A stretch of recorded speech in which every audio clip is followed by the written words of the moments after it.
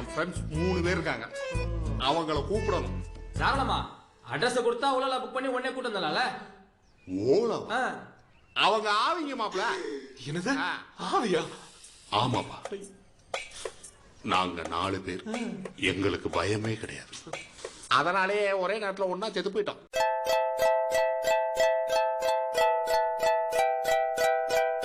இப்போ நீங்க இதோட பேச்சை கேட்டே ஆகணும்.